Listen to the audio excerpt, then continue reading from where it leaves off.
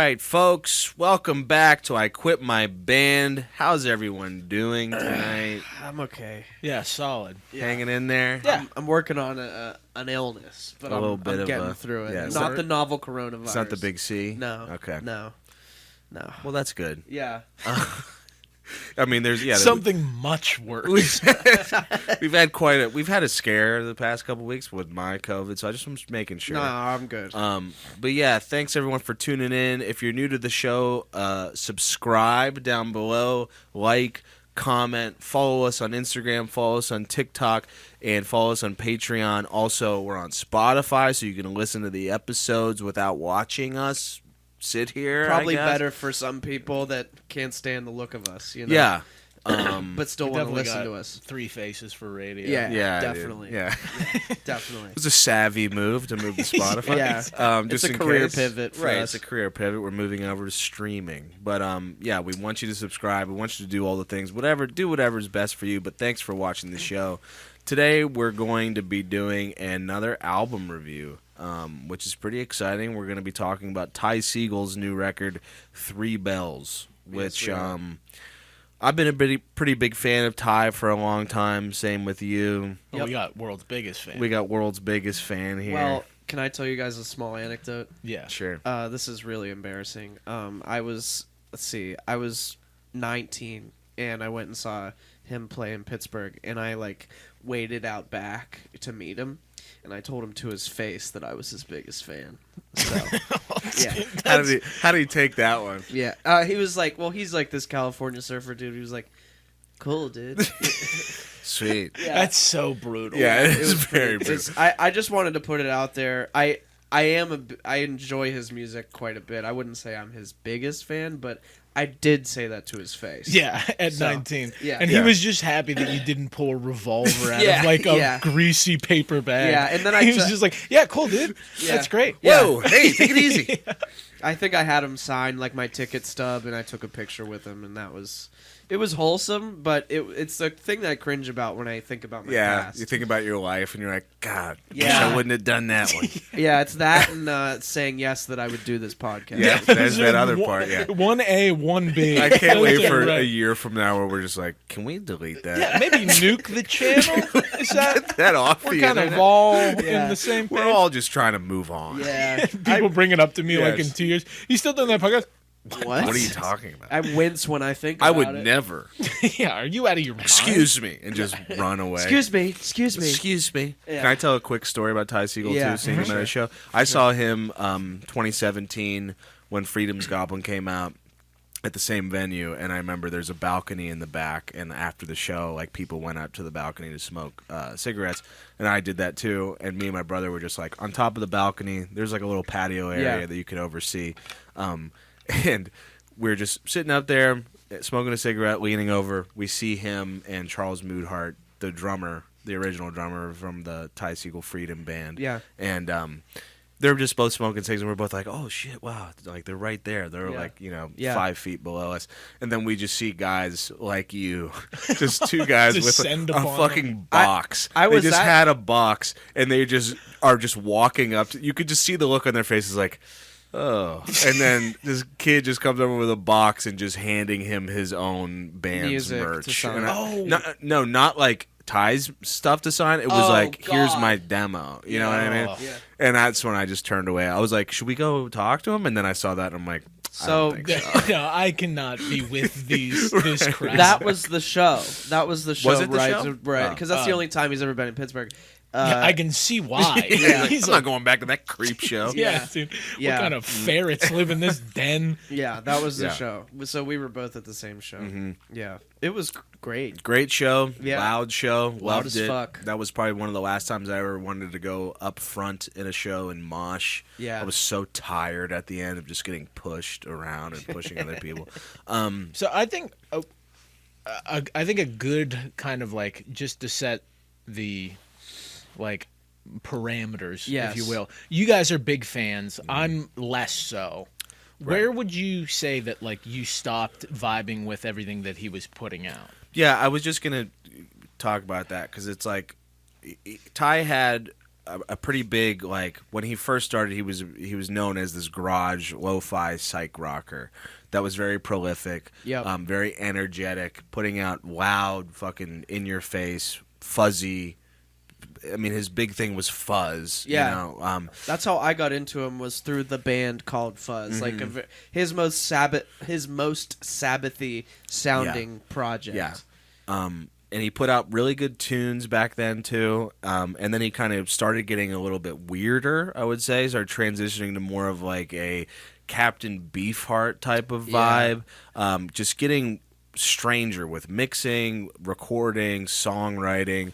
I think the weirdest he ever was Emotional Mugger, which came out in 2016, which I loved that record. And it took me a little bit to get into it because of how strange it was. But after a while, it's just such a weird record. It's a grower. And it's like one of my favorites.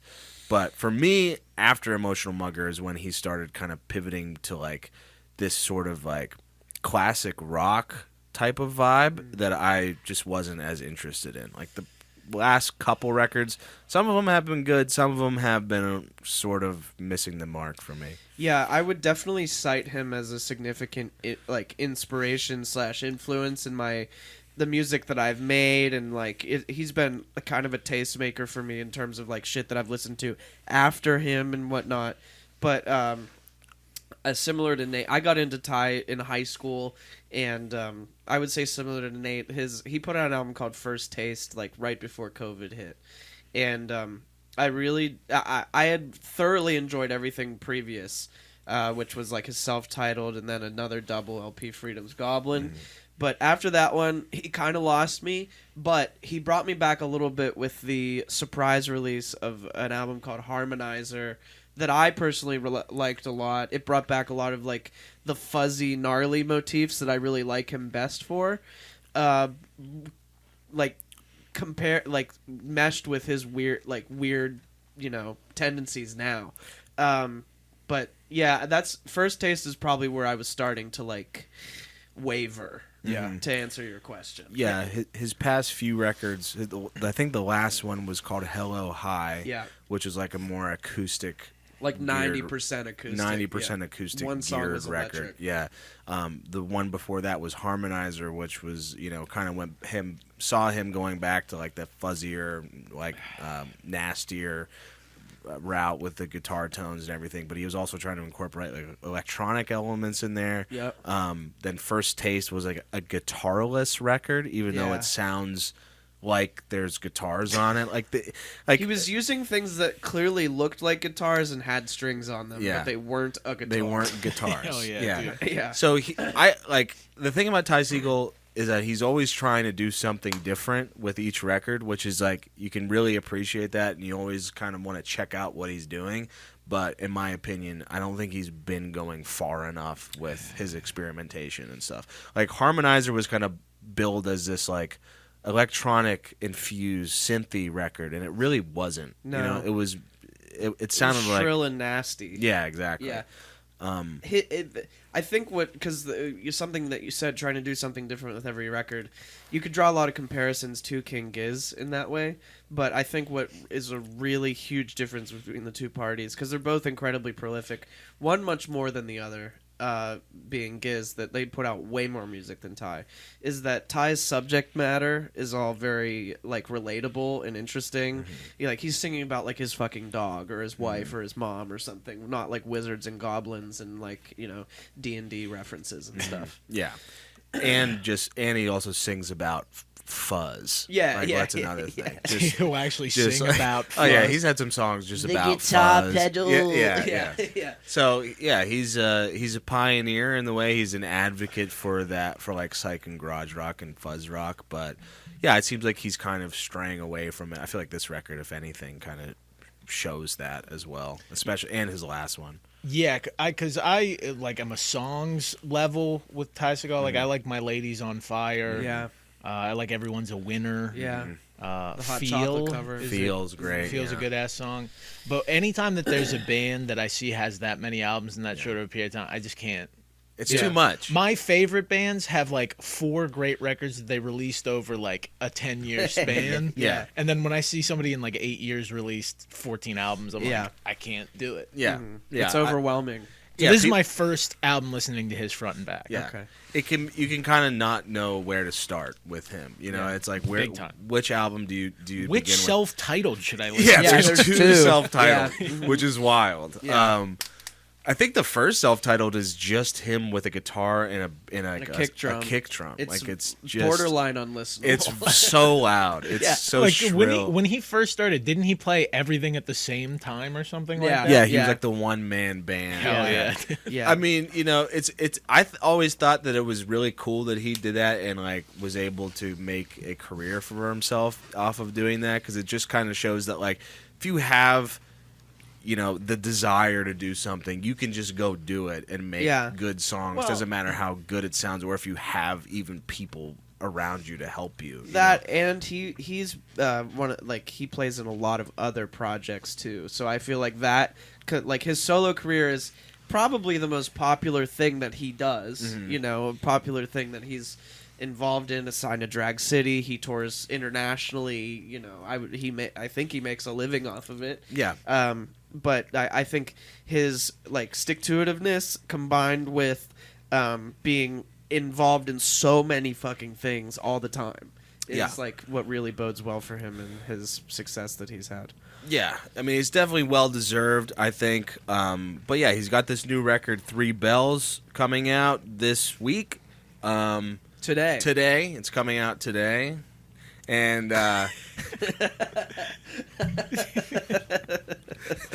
it's coming out today. And yeah, we're gonna just do a little listen through. We've all listened to it, but we're gonna kind of give our thoughts, do like a live listening party type of thing. we'll and rate then, it at the end. We'll rate it at the end, as we do. Yeah. Let's just get into it, fellas. What do you think? This is the first track called "The Bell." Yeah, not starting off too hot or anything with this one. I would still though say it's establishing the tone of like what you'll experience, because there's like the trend for me is that if his past record was primarily acoustic, this is like blending the acoustic and electric worlds, because there's a lot of songs where there's an acoustic and an electric guitar going on very obviously on top of each other. You know what I mean? Yeah. A lot of... Sorry, what were you going to say? No, I was just going to agree that, yeah, not the, like, ripping, roaring opener you would expect, but it definitely sets kind of the mood thematically of the things that you're going to be hearing over the next hour. For the next hour. Over the next hour. Yeah, I mean, this song's 5 minutes in length, and it kind of, you know, that's another theme for the rest of the record, that it's going to be, you know, each song is going to be kind of dragged out like that. It's indulgent. It's a little bit indulgent.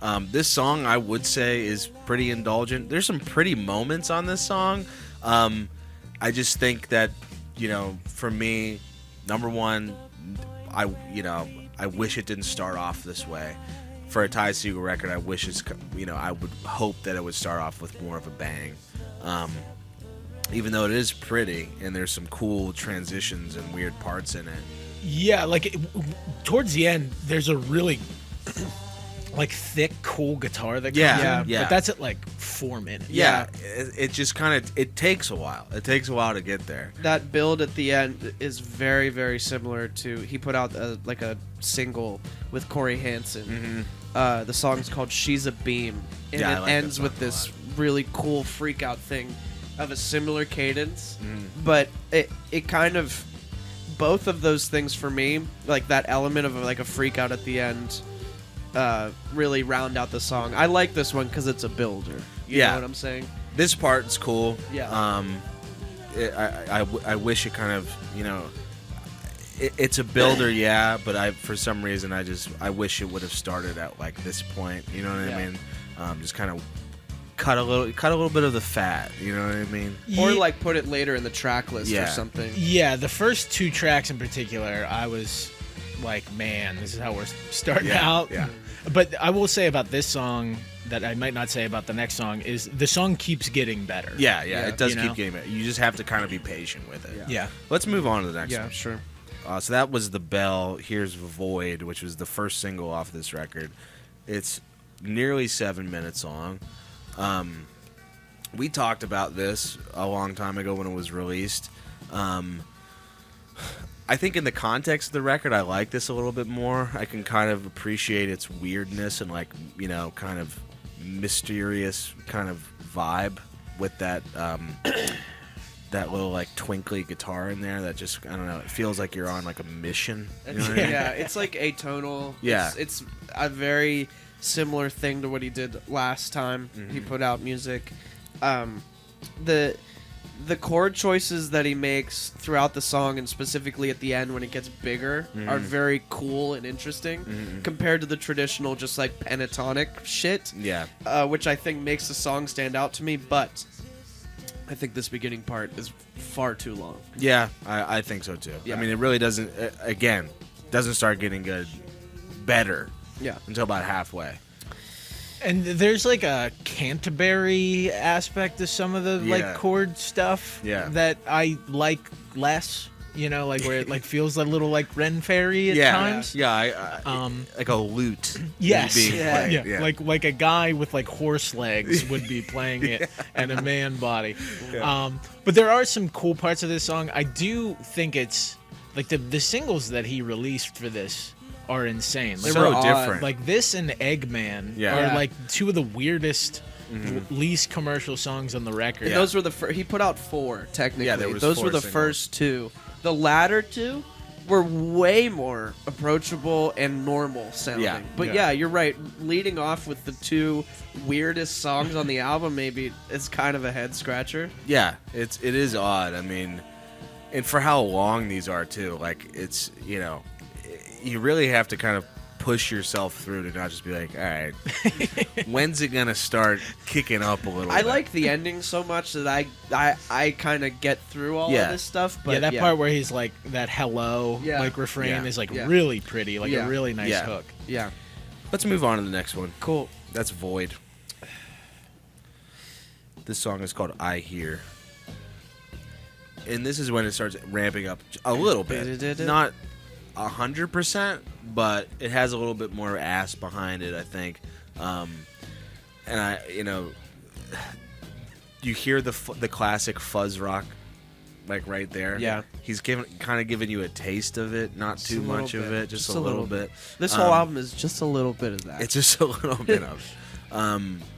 I like the tune of this one a lot. Like, I think it's well structured and more of like a song. yeah. But at the same time, something about like the shrill guitars, I just wish there was less of that. You know what I mean? Like, I wish Yeah. the basis of the song wasn't built off of like shrieks and bends.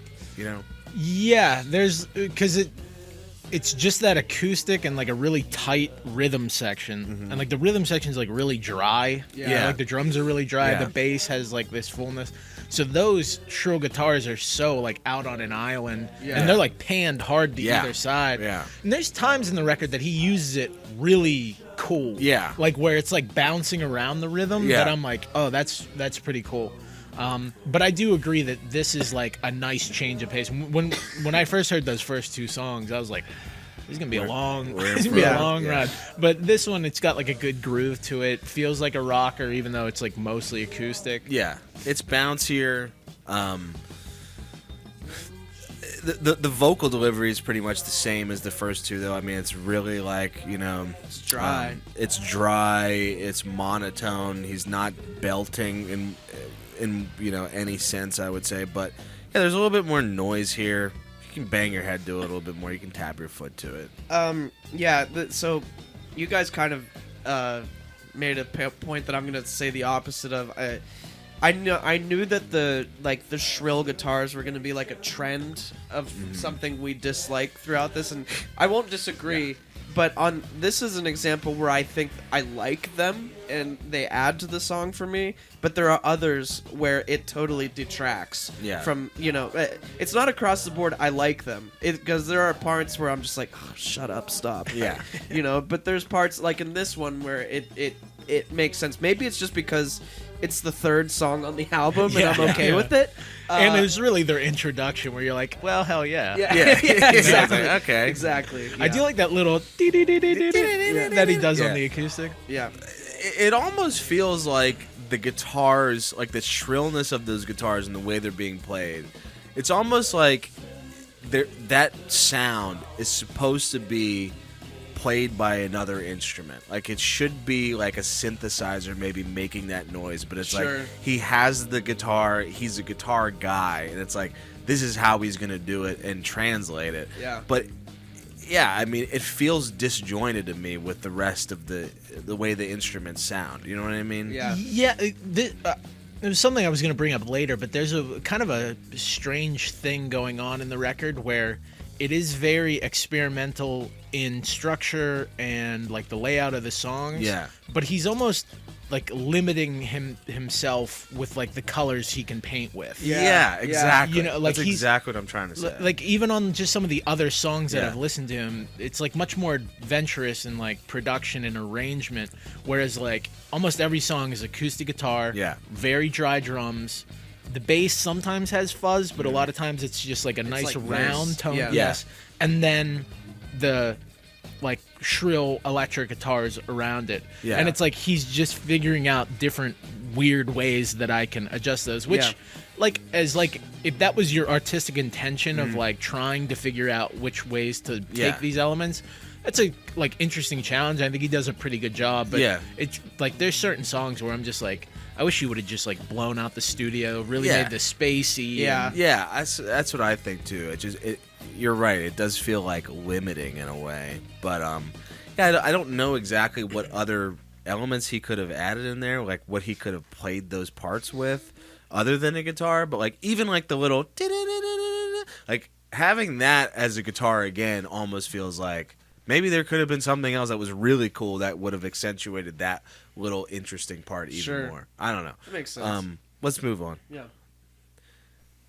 This is Hi Dee Dee, which his wife's name is Denee, and she had, from what I read, quite a large hand in this album in Okay. terms of lyricism Oh, and, wow. and things like that. Is she the girl voice? Yes. Yeah. Okay. Yeah. She came from bands prior. They've been together for a very long time, and She typically fronts a song on most of his records now. yeah, the past like 4 or 5 releases, Yeah. there have been like one fronted by her. But Yeah. I think that like one of the things that like PR wants you to take away from this one is that she's had a much larger hand. It's a I, heavier. I remember reading that in the press release. Yeah. Yeah. I like this riff a lot. Yeah, this is a cool riff. I like this. This is like the first like hook Yeah. vocally Yeah. that we get, and I think this is probably the best use of those shrill guitars. Yeah. I think so too. like those Yeah. bends. Yeah. and- yeah, it's nasty. It doesn't come off as like annoying or anything. It's just kind of grosser. Yeah. But I like that little classic guitar riff. That nana nana nana nana. Yeah. It's Yeah. funky. Yeah, and he like does enough to make it like weird. Yeah. You know, like he changes it every Yeah. time, where Yeah. he doesn't like just repeat the same riff over and over Yeah. again. I thought for this part, like kind of what I was saying before about like using something else besides the guitar to make things Like a better. piano. Synth or whatever. Exactly. Yeah. Keyboard right there, a little organ that would have made the song just like pop a little bit more. Yeah. But yeah, I like this one. I thought the chorus on it is memorable. I wish it was not right after the song previous because they kind of are similar. Similar. I kind of get them mixed up, but I like this one. Yeah. Let's move on. This one is definitely actually probably one of my favorites he's made in a long time. This Yeah. is called My Best Friend, and it's about his other dog. He has one Hell yeah. think because it's- I think he his dog's has name two wiener dogs, and he had a song on a previous record called Fanny, which is the name of the one dog, and then this one's what's his dog called? Fucking Herman, I think. Herman. Yeah. Damn, you guys are Yeah, number we're one losers. fans. You guys are fucking Yeah, I on a follow- restraining order. Losers. I follow him on Instagram. Yeah. But I yeah, really like this song. yeah, it has like that classic sort of psych type Yeah. of riff where it's like Yeah. circular, kind of bouncy with that like good groove. Yeah. Yeah, it's not. I mean, he writes about his pets a lot. He had a whole album called "Goodbye Bread" at Yeah. one point, which is about, I guess, his dog dying, and his dog's name was Bread. Yeah. Yeah, which Yeah. is a cool name for a dog. Yeah, it is. Yeah. But yeah, I like this one a lot. This is definitely one of my favorites. I like that guitar riff a lot. It's a great song. And I like the like falsetto he's doing. Yeah, it's cool. It's cool to not like belt on a song like this. It makes it more interesting. The vocal melody goes and resolves in exactly the way that I would anticipate it to. And that sounds like a negative, but it's not. It's not like it's predictable, but it's just like one of those classic sing-songy melodies where you start in one place and then you go back to it. Give you an itch, they scratch it. They scratch it, baby. And I really like that about this song. Yeah, I like this one a lot. This is definitely one of the stronger ones in my opinion. It was the last single, Single, yeah. I believe, the fourth one. Let's Yeah. move on. That one's called My Best Friend. Here is Reflections. I will say about this one, probably the least memorable song on the album for me. Yeah, this one felt like Void and The Bell, except it didn't have the build. Yeah. Yeah, this is the one that I remember listening to and thinking the most that more production could have really made this. Like, if this was like really spacey with like delay. The and dryness just does not work here. Yeah. It's like when Days of the New were like making metal, but with acoustic guitars. And I finally found the reason. Like where you're like, it's sick that you can do it, but just plug into the Marshall on, stack. guys. Yeah. Let's go. Yeah. Oh! That song's great. Yeah. What's it called? Like the to peel the. Touch, peel, stand. Yeah. Dude. I finally found the reason. I don't need an excuse. I got this out of my hand. All right, enough. You are the one you abuse. Oh! Yeah, All right, whatever. That's Days of the New. With Touch, That's Peel, our and review Stand. of Days of the New.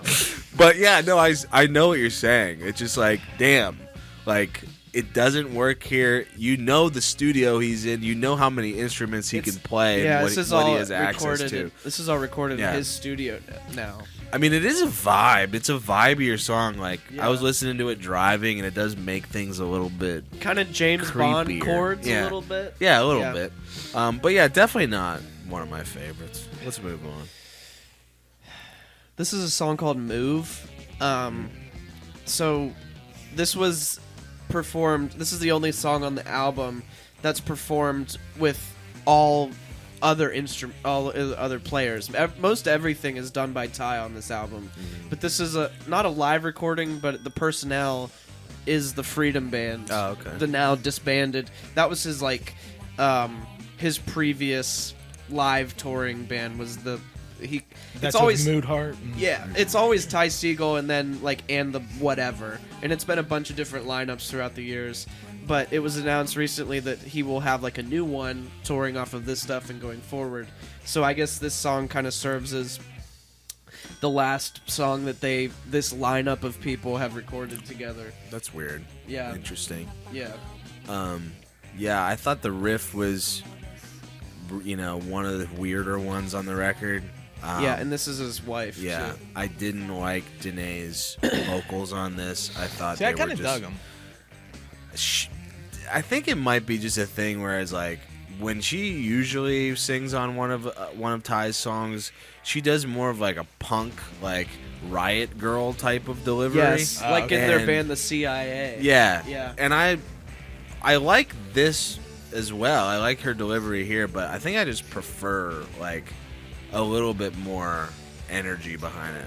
Yeah, the deadpan gives it like a 60s weirdness or Yeah. something like this. Like it seems like this sounds like something you would find at like a record store of Yeah. some band that made like one album in 1967 Yeah, that exactly. you're like, what the fuck is this? Yeah. Yeah. Which I kind of dig, but I didn't know that there was a Riot Girl aspect. Once you Yeah. said Riot Girl, I was like, damn, Yeah. Yeah. I want Yeah. some of that. Like in that little fast, louder part like that we just heard, like that would have been great right there. I thought it would happen, but that part to me really doesn't fit with the monotone vocal there. What's the song on Freedom's Goblin that she sings and it's like loud as fuck? I can't Learning remember. or something? Yeah, something like that, but that Yeah, one's that's- really cool. I'll Yeah. send you that. That Yeah. one's a cool one. Yeah, this is like acid rock, at its finest, I feel like. Yeah. Yeah, it's kind of goofy, but it never really ascends to the next level for me. But it's cool. And this is like, it seems like the one where they went furthest outside of the, like, vibe of what they were doing with all the acoustic stuff. Yeah. I think so too, and it's weird that whenever she sings on a song, it always is like that. Like the Freedom's Goblin one was like a fast, punky song, like in the middle of a kind of a mid-tempo record again. Yeah. And yeah, it's kind of the same deal here. That's Move. Let's move on. Here's the second single that was released for this record called Eggman. We talked about it on the show before. Mr. Robotnik, dude. Yeah, Dude. Weird song, very weird. especially when it slows down at the end. Yeah. For like 2.5 minutes. Yeah. Yeah. And Remember we were just listening to it, and I was like, all right, fuck. the video is him just eating so many eggs. Yeah. Cool Which Hand is Luke style. Sick. Yeah. Yeah, I mean, the fact that, like, Drag City's PR team is just like, just Do whatever the fuck. Yeah. I mean, you don't want to make any money? Great, yeah. He has the Put 'em green out. light. He has the green light Yeah, for dude. whatever. I swear. It's a cool song. It's one of my favorite riffs on the record. Yeah. As a song, as a tune, I wish there was just so much more going on with it. It reminds me of Emotional Mugger, like the production and the style of this, like that Captain Beefheart weirdness of it. Yep. But like without the catchiness or the weird mixing to make it really interesting. It just kind of gets annoying. I don't know. Yeah, I do like the vocal panning. Yeah. Like that's, and especially compared to some of the other songs where he's like very like monotone singing, like not quite to the riff or like exactly the chord progression, but this is at least something a little different, but it is a little repetitive. It's a little repetitive. Yeah. What was I going to say? Have you ever heard Emotional Mugger? There's a song off of that I remember listening to a good bit, but I think like I played half of it and being like impressed with how strange it was, but not really like clicking with it. It's so weird and shrill and Captain Beefheart is a very apt. Yeah. yeah. The weirdest thing and the most challenging thing about Emotional Mugger is the mixing, I think. Because like sometimes guitars in one ear will just completely cut out for like a half a second and it'll just all be in the other one. And then it'll just like shift back and forth. Like that's the way the chorus is like structured. And it's like, that's just, it's hard at first, but at the same time you're like, wow, who fucking does that? Yeah, I mean, it like you said, it's a grower though. And It is a grower. If you get past all that stuff, there are great songs. Yeah. And you appreciate it for how weird it is. Yeah, absolutely. He did an interview once where he's like, this was a couple years following Emotional Mugger, where he was like, yeah, I put out that album and I got a bunch of texts from people asking me if I'm okay. Yeah, that's so funny. Which is, I mean, I kind of want to put out an album like that, being like, dude, you all right? I'm like, yeah. I mean, I'm just expressing myself in a healthy way. he was on like music. KEXP and Stephen Colbert like offering people candy. Out of his wearing a hand. baby mask. Just I remember doing that one. The That was weirdest awesome. shit ever. That shit was so so weird. cool. The KXP performance is insane. Amazing. He hands Cheryl yeah. Walters like He's a just bunch of candy. screaming with Yeah. a giant The baby mask. just Yeah. spitting up. Yeah. He's like spitting on his shirt and was like on other crazy. people. Yeah. Weird song, Eggman. Weird. Let's move song. on. This one's called My Room. We talked about this one too, I think. We did. Yeah, the most straightforward song. The that most he's- normal Yeah, song. that he's put out in probably a while, honestly, I think. I'd say it fits with like although it not like a similar like love song-ish vibe like My Lady's on Fire Yeah. or whatever. It's like in that category. Yeah. It feels like an outlier on this record. Even It though I feels like like- this song a lot. It would fit more on Freedom's Goblin. Yeah. I think it's a song where he does the shrill guitars a little bit better. I think they work here a lot more. But yeah, it feels like it should be on a different record. Yeah, definitely the strongest melody so far. Yeah. And I would agree with the shrill guitar, though. It's towards the back half, I do get a little tired of hearing Yeah, that. yeah. But yeah, I think one of my like maybe not my favorite songs because it's like a little ballady. I like some of those like rippers towards Yeah. like the early part of the record. Yeah. Yeah, but I like this one. It's a good song. Is that... Yeah, that's all I got. I would say it's his most normal, but it doesn't. You're right. It doesn't really fit because it's not weird at all. I feel Yeah. like why put a normal one in with all the weird ones? Yeah. Yeah, I so. don't know. Yeah. All right, let's move on. Here's Watcher. See, with this one, and there will be a few following this because we're more than halfway through now, or almost exactly halfway through. Near the back half is I start to get lost a bit because I'm noticing in the back half songs that I feel like could have been cuts and made this a single LP versus a double. I was just going to say, right around this mark is where you start getting like, all right, Yeah. how many more do we got? And there's 5 more. But yeah, this one, I don't know. I guess, yeah, felt unnecessary. It felt like after My Room, it just felt like, all right, here's where we could have cut some songs. Yeah. Yeah, there's some good performances on this song. Yeah. Does he drum? Yeah. Because Yeah. the drumming is sick in this song. He's There's a some, he's a really sick drummer. there's some sick fills. Like that little turnaround on that riff is cool, but it's a little long. It's a Yeah. slog. It's a little bit of a slog. Yeah. It's not Just a that slog. tempo, just like Yeah. Yeah. Yeah, I mean, he doesn't do all the weird stuff that he's been doing on the other ones. It just sits in this realm the whole time. And I think the fuzzy guitars are cool. Yeah. But yeah, I mean, there's been a lot of that so far. So Yeah. I don't know. Let's move on. This one's called Repetition. Which is like what the song title is. I feel like Yeah. on purpose. Yeah, this is easily one of my least favorites. Another hard cut, I would say. I like that guitar lick. Yeah. Yeah, it feels like Weezer-ish A almost. little bit. Yeah, Yeah. maybe that's why I like it. This reminded me of Pinkerton the a most. little bit of Pinkerton on this one, but I just didn't like the idea behind it, like almost having a song that's like annoying on purpose. You know what I It mean? is one of the shorter songs. It's even though shorter, it's called so- Repetition. I don't mind it. I really, I think it in the like if you're gonna be indulgent, yeah, fine. Make one that's like everybody's like, all right, Yeah, I guess. I you're right, guess, you know. Yeah, I guess it's always good to have like one that's just weird for the sake of being weird. But I feel like he's kind of doing that with other ones. Like Eggman is kind of that way too. So Yeah, I don't know. I prefer. I mean, I would. Well, I don't know. This one is a different kind of weird than Eggman, but it's all Yeah, weird. it's all weird. Yeah. Let's move on.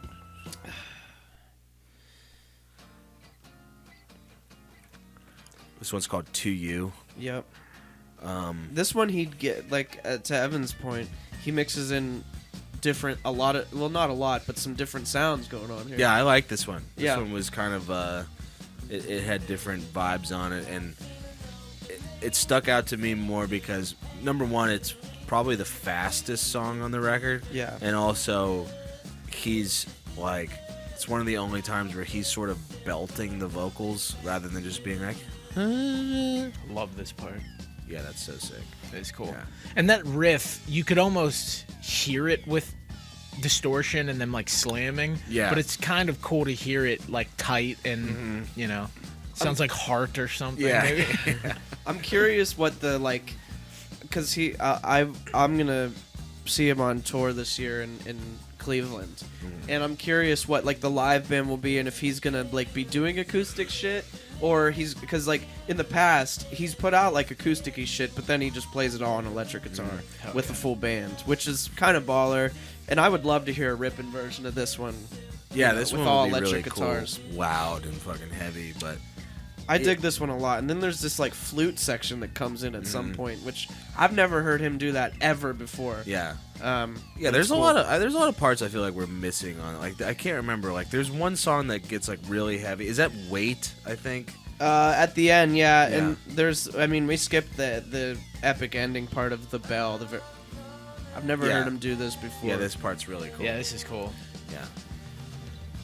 Yeah. Yeah, that like is that synth? Is that what that is in the background? There's a word for it. It's like an it's shit that sounds like flutes. omnichord. Harpsichord? No. Something like I that. don't know what. We don't know anything. Oh, I think I know what you're talking about. Like Zeppelin used it to get fake flute sounds on like Yeah. Rain Song. Oh, I don't know. I don't know. Fuck. Well, it's used here. to great effect. It's a great, cool thing. We're smart and cool. Yeah, but I like this one. I thought the just like switching it up with what he was doing was neat. Yeah. Let's move on.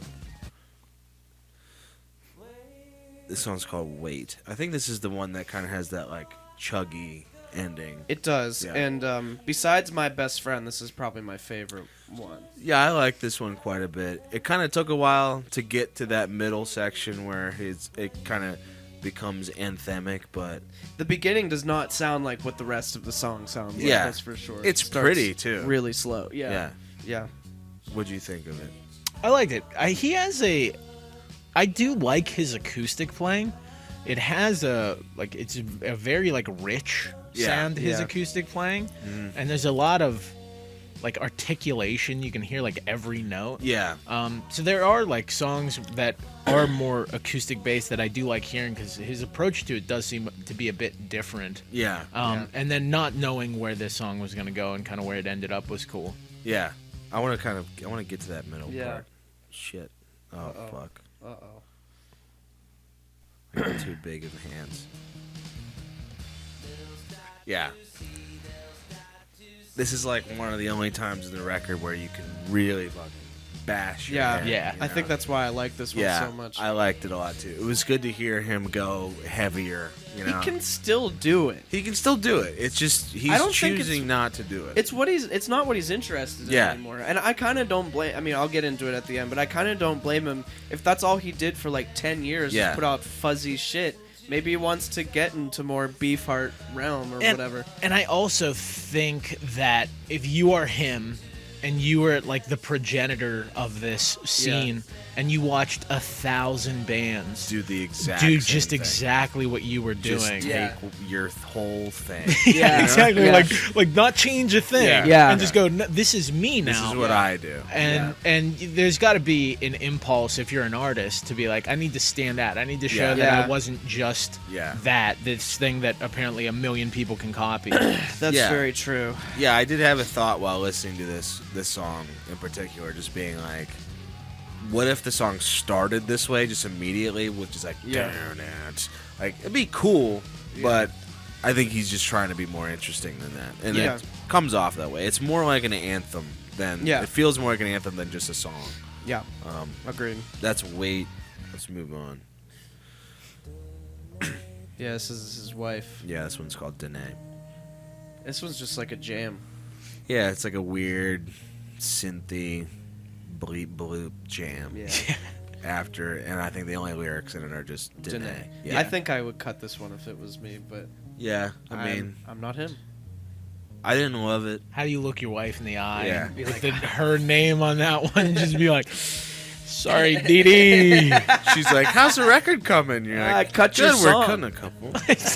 Yeah, I think that would go well What was over that? the I said we're- Segall house. Yeah, dude. Hey, go walk the dogs. I'm gonna Go work watch on this. Pepper and Howard and Bread.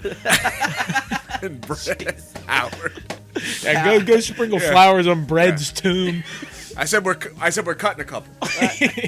You're what? You're what? We're cutting a couple songs. Which ones? Oh, you know. This kind of feels like a little bit like Mantra. Yeah. Yeah. The song that Josh Homme. Yeah, the Trent Reznor, Josh Homme, Dave Grohl song. Where it's just like the grooves in Yeah, there. they're You just guys gonna just try to having some groove. fun, man. Yeah. Yeah. It's just dudes jamming Yeah, out. that song was made for the cash grab, whereas this one's just like, I love my wife. Yeah, he dude, does. I can I appreciate respect that. He super loves his wife. He's clearly Mega. loves his wife. I mean, he's Yeah. had a lot of songs about his Yeah. wife, Mhm. and I like And that. it's I mean, to this point, she's had insane interference with his music. Not interference in like a negative way, but she's like she. You're- No. What I'm I saying. regret that he's closer to her than me. No, She's didn't- running mad interference at that merch table. No, I guess I didn't choose my words right. But she's had a lot to do with his music, and it hasn't, from like a public standpoint, been negative. Whereas often when you let your girlfriend like start to fuck around with the band, it can be a Yoko situation. I bet people are trying to. There probably is like some sort of nerd conversation online. It's like Yeah. ever since Denee. yeah. What? Yeah, a guy who has never had a romantic partner in his life is just like, why don't you just live alone and make music that I love and never grow as a human being? Please. Sick of all the songs about your wife. Yeah. God. You being happy is disgusting. Disgusting. Yeah. I'm. That being said, I It's a vibe. It's a vibe. It's not bad. It's a little long. Yeah. But it's fine. I feel like at this point, if you're gonna be indulgent, like you said, like might as well just fucking put everything, the kitchen sink on there. Yeah. Let's move on to the last track. Last Last one on the record. This one's called "What Can We Do." Yeah. To me, one might say it starts weak. This one also it ends weak to me. Really? In like See, this is my favorite song on the record. This was definitely my favorite. Let me explain though, because I've done this a lot of times before. I very much anticipate Ty Segall's releases, and so I'll be like, looking through the track list as I'm listening and very intently, and I'm like, okay, this is the last song. Kind of expecting like an epic banger or something very usually, and this is not that at all. So I guess just purely out of expectation of there being something sort of triumphant to end the album, and it's not that. That's why it kind of let me down. But I feel like where it is in the track list is why I didn't enjoy it quite as much. Yeah, it feels like Bell or Void would be like the closer. Yeah. The ideal closer. Yeah, That's true. Yeah. But Traditional closer. But I love that guitar lick. I like that it starts off almost like it's gonna be just like a run-of-the-mill, like just guitar melody that you can relate to, but he just twists it. It's like a corkscrew. You're just like, what the fuck is going on? I don't know what notes those are. But then it gets to a point where he is just hitting on those three like very sweet, rich notes, and it feels like some sort of like cowboy trot, you know what I mean? Yeah. I like that about it. It is, I will agree with you, it's a weird closer. Weird like closer. 2.5, almost 3-minute song, nearly 3-minute song on a very long record that has like some epic, weird changes on it and some long ones. Like it almost feels like this could have been the opener, in the middle, or just like the whole release could have been reversed. Yeah. Like Kendrick Lamar situation of, you're supposed to listen to it backwards. Almost. Yeah. But I just thought this was like the sweetest song on the record, and the tune, it's one of the only ones that has a really solid tune as well. Yeah, and it doesn't feel like a pop song. That I found impressive is that there's no musical element that you're like, oh, there's the verse, there's the chorus, but like he just finds like this really pretty melody, and I like this a lot. It really stirs some emotion on a record that's like heavily just trying to be as weird as possible. That's why I liked it. Yeah. Same. Well, that's all. That's 3 bells, baby. Yeah, I feel like we did that pretty. We were pretty succinct. We were pretty quick with that. Yeah. Yeah, That's we didn't okay want to with just me. like listen to an entire hour record. No. The whole time. No. Hour You can long listen record. to it Which yourself. we've done. We have the, done The it. reviews are much longer It's than the record painful. itself. Yeah. But do we want to do the closing arguments? Who's Sure. starting? I can go first. Let's have you start since Yeah. you liked it the most, or you're his biggest fan. Yeah. I've been this is probably like of any albums we review, there are a few artists that I like genuinely give a shit about quite as much as Ty, just because I've been following him since I was like 15, 16 years old. Which is special in and of itself. So starting where I started with like a lot of his other projects and following like his artistic progression, I guess you could say, I'd be lying if I said I didn't long for more like gnarly shit from him, but when you see him live, it kind of delivers that kind of aspect. So he's still got that in him, and I know there's still like shrieks and yells and guitar solos and shit like that. Based on the singles, I wasn't sure what to expect from this, because I didn't dislike his prior release, Hello High, because I can appreciate some of the acoustic stuff. But this one is definitely a blending of the worlds of, like, if Emotional Mugger, Hello High, and Freedom's Goblin had a baby, and because you get the weird from Emotional Mugger, the acoustic from Hello High, and then like the singer-songwritery kind of heavy shit from Freedom's Goblin. That's what this one is to me. And but I like we talked about with, as a guy that kind of pioneered or relaunched a genre, so to speak, to a bunch of kids my age, I don't blame him for being like, fuck all that. I don't really want to do that anymore, because it's such like a narrow pathway to go down, in terms of like basically shit that turned into stoner rock, you know, or like guys like me. My progression was I heard garage rock with Ty, and then I'm like, I want more fuzz and more riffs, so that's where I went. That's why I went to like the Sabbathy, heavier route. But you know, there are countless artists that like evolve over time, and he's not immune to that. And I still like the work he's doing, and I still get very excited when I see that he's doing something new, because unlike Gizzard, where they're putting you know, last year they did 3 albums in a month.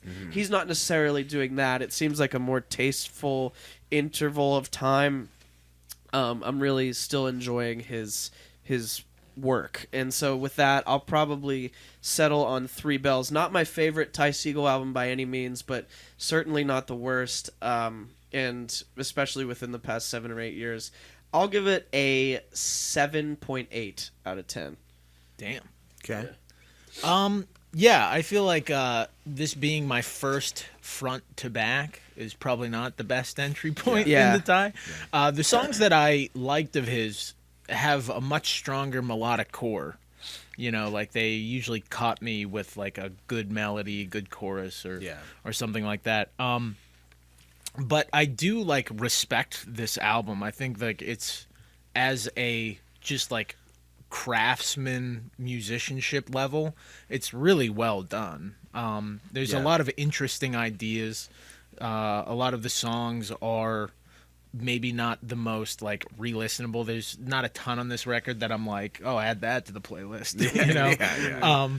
But there's definitely there wasn't like a moment on the record where I was just like, that's flat out bad, or that's flat out like boring. I could be like, I could do with less of this, whatever. So it's probably like an album that I like admire, that I don't love that much, probably won't listen to a lot. But there is just like my biggest takeaway is it feels like almost like monochromatic. Like it's a lot of different shades of gray because of the like limited choice of production and stuff. And over the course of an hour, that's like, you know, if it was a half an hour and it was that way, you're like, oh, okay. Yeah. So I don't think it's a bad record, but definitely not like my cup of tea. I would go with like a 6-1. Yeah, I feel like everything you just said is pretty much exactly how I feel too. I can respect the moves, like how